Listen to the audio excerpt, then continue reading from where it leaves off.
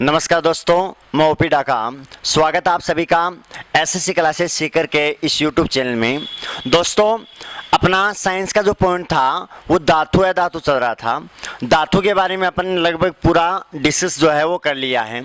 ए धातु मैंने कल स्टार्ट किया था पॉइंट, और ए धातु के बारे में अपन डिस्कस करने वाले हैं।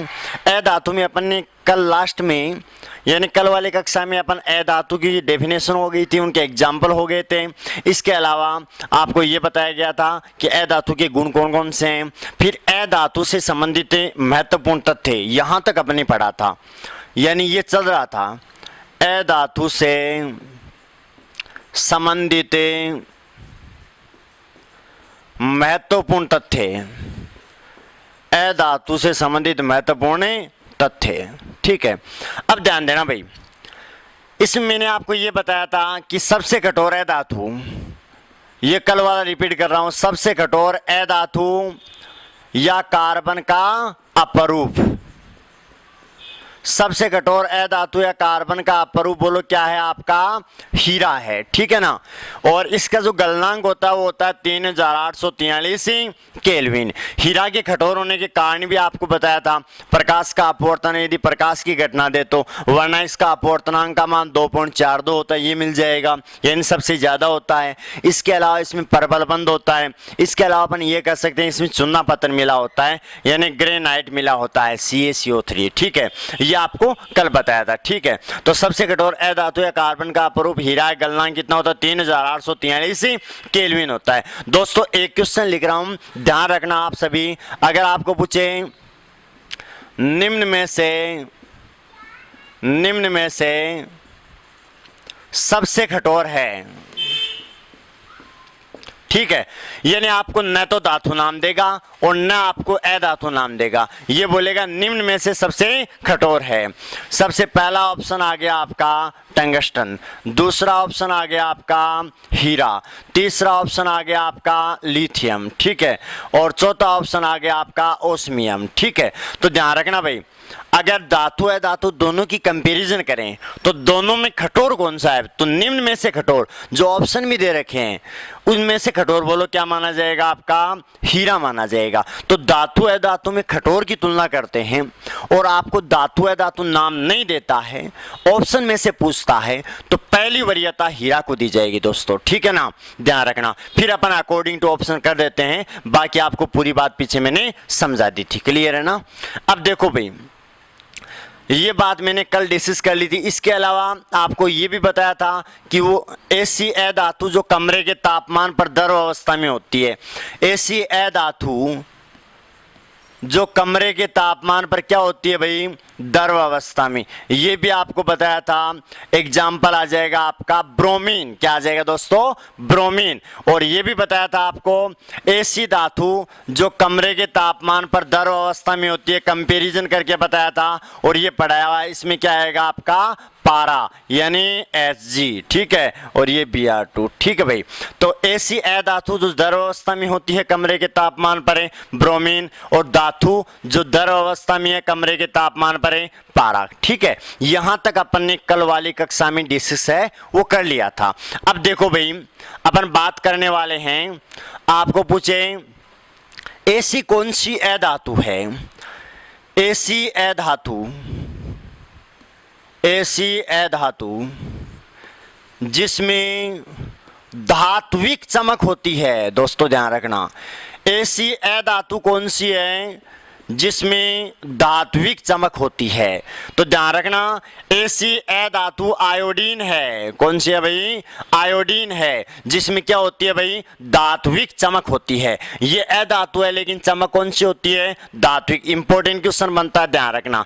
इसके अलावा अपन ये कह सकते हैं कि भाई ऐसी ए धातु, ऐसी ए धातु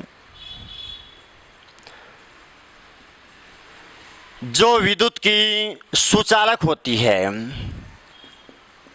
ऐसी है धातु जो विद्युत की सुचालक होती है। दोस्तों आंसर क्या आएगा? ग्रेफाइट।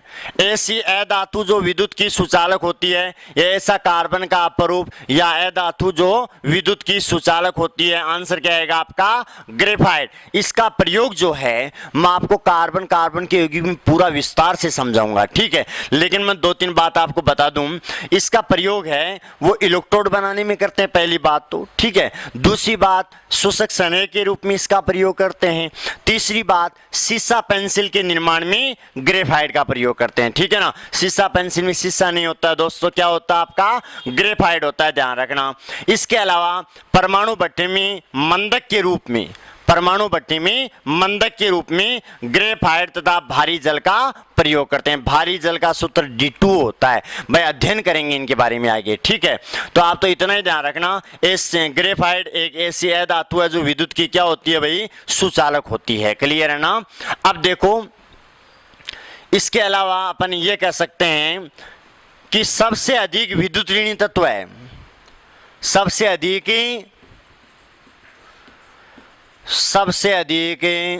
विद्युत ऋणी तत्व है, सबसे अधिक विद्युत ऋणी तत्व कौन सा है भाई?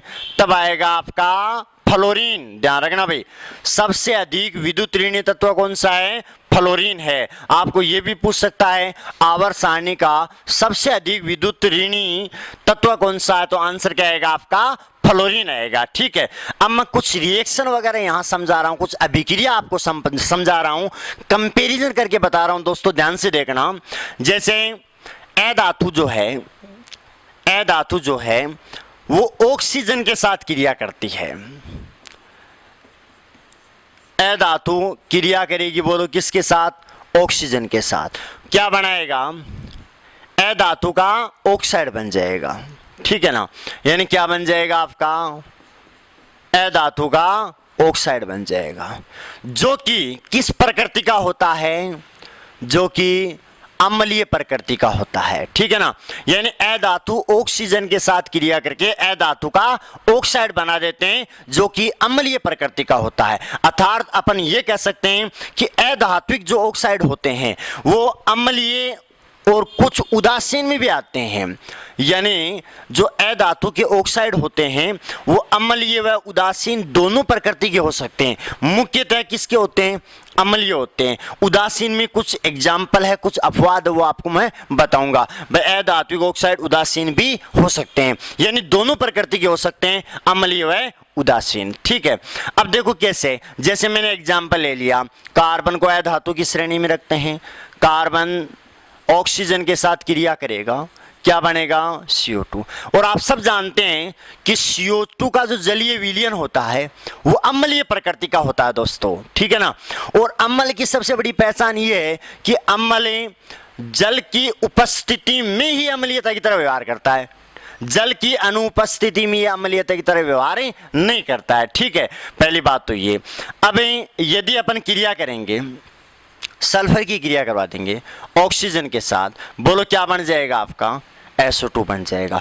SO2 सल्फर डाइऑक्साइड अम्ल वर्षा का मुख्य घटक है, यानी अम्ल वर्षा में SO2 प्लस NO2 काम में आती है। अर्थात ये बोल सकते हैं इसका जलीय विलीन भी किस प्रकृति का हो जाएगा? आपका अम्लीय प्रकृति का हो जाएगा, क्योंकि अपन ये कह सकते हैं कि मैं CO2 की क्रिया करवा रहा हूं, यानी कार्बन डाइऑक्साइड गैस की क्रिया यदि मैं जल के साथ करवाऊंगा, कार्बन डाइऑक्साइड गैस की क्रिया यदि मैं जल के साथ कराऊंगा तो H2CO3 बनेगा। क्या बनेगा? H2CO3, यानी कार्बोनिक अम्ल बनेगा, ठीक है ना। क्या बनेगा आपका? कार्बोनिक अम्ल बनेगा, जो मुख्यतः शीतल पेय पदार्थों में पाया जाता है, ठीक है ना। ध्यान रखना भाई। तो बोलो किस प्रकृति का हुआ? कार्बोनिक एसिड आ गया, अम्लीय प्रकृति का हुआ। ये क्रिया करेगा जल के साथ, दोस्तों क्या बनेगा? H2SO3, ठीक है ना। किस प्रकृति का हुआ? आपका अम्लीय प्रकृति का। तो बोलो धातु ऑक्सीजन के साथ क्रिया, उसका क्या बन जाएगा? ऑक्साइड बन जाएगा। मुख्यतः अम्लीय प्रकृति के होते हैं, लेकिन दोनों प्रकृति हो सकती है, अम्लीय और उदासीन। अब ये तो अम्लीय प्रकृति के उदाहरण मैंने आपको बता दिए बढ़िया तरीके से। अब यदि अपन ये देखें कि उदासीन प्रकृति वाले कौन से हैं, उदासीन प्रकृति वाले।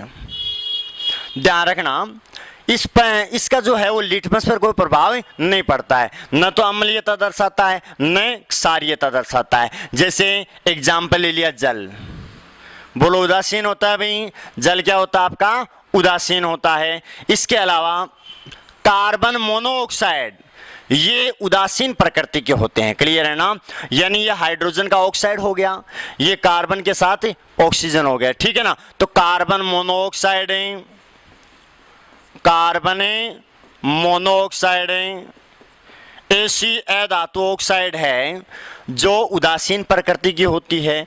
और ये आ गया आपका जल, क्लियर है दोस्तों, ये उदासीन प्रकृति की बात बताती, ठीक है। अब देखो यहां मैं थोड़ी सी कंपैरिजन कर दूं, अधातु प्लस ऑक्सीजन अधातु का ऑक्साइड बन गया, प्रकृति आपको दोनों बता दी। अब धातु की क्रिया ऑक्सीजन के साथ ये अपन ने कल अध्ययन कर लिया था, लेकिन थोड़ा सा मैं कंपैरिजन करके आपको बता देता हूं।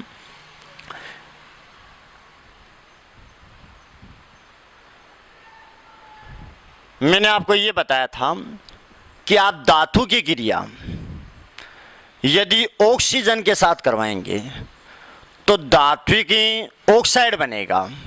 और क्वेश्चन दोस्तों सीधा पूछ सकता आपसे कि धात्विक ऑक्साइड किस प्रकृति का होता है, यहां आएगा क्षारीय, ठीक है ना। लेकिन प्रकृति तभी दर्शाएगा जब वो जल के साथ अभिक्रिया करेगा, समझ गए ना। यानी जल में घुलनशील होगा, जल में विलय होगा। जैसे कल मैंने आपको एग्जाम्पल बताया था कैल्शियम का, ठीक है।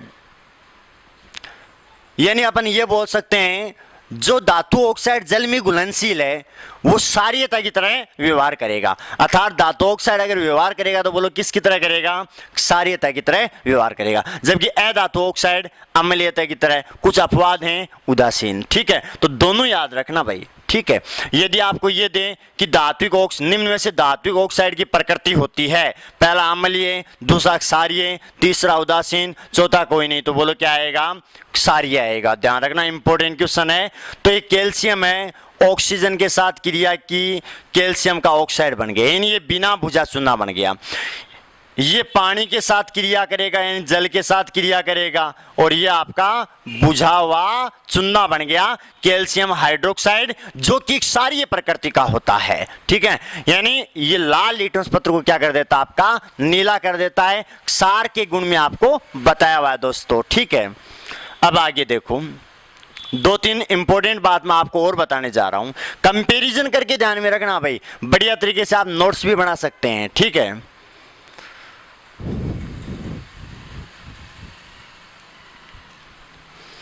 अब यदि आपको बताएं कि धातु अधातु की आपस में क्रिया कराएं, धातु प्लस अधातु, इससे पहले मैं आपको एक बात और बता दूं, एक होता है उभयधर्मी ऑक्साइड, उभयधर्मी ऑक्साइड, यानी मुख्य रूप से अपन ये बोल सकते हैं वो धातु ऑक्साइड जो अम्लीयता व क्षारीयता दोनों के गुण प्रदर्शित करते हैं, वे धातु ऑक्साइड, वे धातु ऑक्साइड जो अम्लीयता व क्षारीयता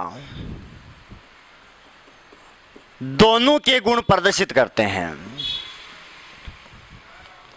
दोनों के गुण प्रदर्शित करते हैं। ध्यान ये देना आप कि अपन ऐसे भी कह सकते हैं कि वे धातु ऑक्साइड, वे धातु ऑक्साइड जो अम्ल व क्षार के साथ क्रिया करके, अम्ल व क्षार के साथ क्रिया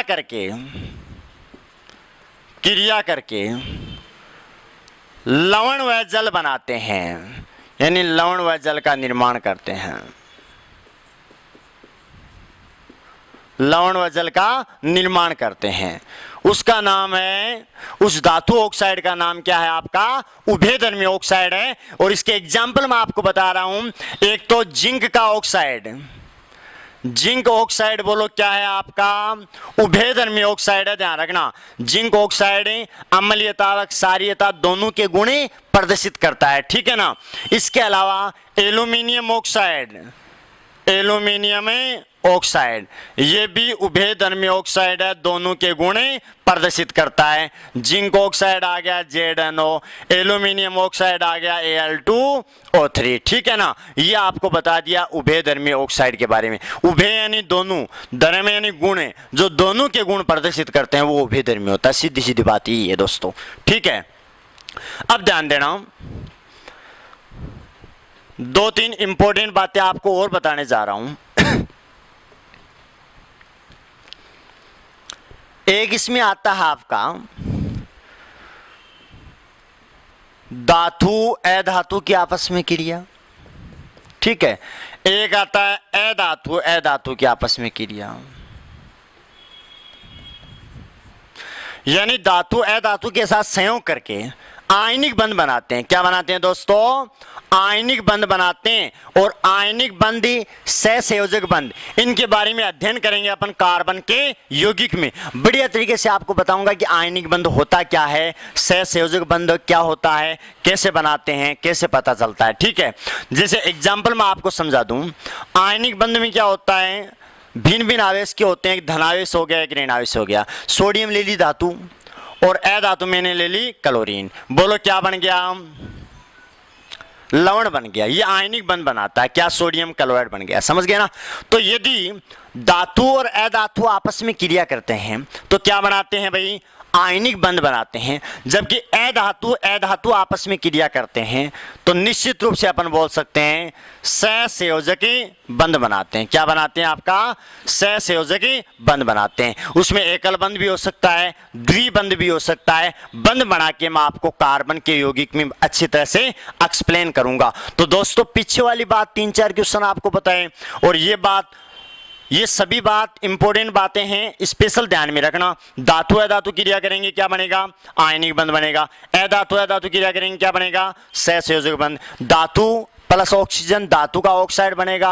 अगर जल में वो घुलनशील है तो किसकी तरह व्यवहार करेगा? क्षारीयता की तरह। अर्थात धातु ऑक्साइड किस प्रकृति के होते हैं? क्षारीय। अधातु के ऑक्साइड अम्लीय होते हैं लेकिन उदासीन भी हो सकते हैं। क्लियर है ना। उभयधर्मी ऑक्साइड, उभय यानी दोनों, धर्म यानी गुण, दोनों के गुण प्रदर्शित करते हैं, अम्ल के और क्षार के। अर्थात वे धातु ऑक्साइड जो अम्ल व क्षार के साथ क्रिया करके लवण व जल का निर्माण करते हैं, उसका नाम उभयधर्मी ऑक्साइड होता है। एक एल्यूमिनियम ऑक्साइड ले लिया उदाहरण में, और एक अपने जिंक ऑक्साइड ले लिया। क्लियर है ना दोस्तों। इतनी बात ध्यान में रखना। धातु अधातु में लगभग आपको करवा दिया। इसके अलावा कुछ क्वेश्चन है वो कल मैं आपको समझाऊंगा क्वेश्चन सही कैसे करते हैं। तो वस्तुनिष्ठ क्वेश्चन अपन कल हल करेंगे। एग्जाम में आए हुए क्वेश्चन और कोई इंपॉर्टेंट क्वेश्चन को सही करने का तरीका है क्या है, कैसे ऑप्शन काट के हल करते हैं, प्रत्येक ऑप्शन का अलग अलग क्वेश्चन बना के अपन अगली क्लास में देखेंगे। ठीक है ना। सभी बच्चे एसएससी क्लासेज के इस यूट्यूब चैनल को लाइक करेंगे, शेयर करेंगे, सब्सक्राइब करेंगे और बेल आइकन जरूर दबा देना, क्योंकि जैसे अगली क्लास का वीडियो डालेंगे आपके पास नोटिफिकेशन पहुंच जाए और आप ज्यादा से ज्यादा फायदा है वो उठा सके।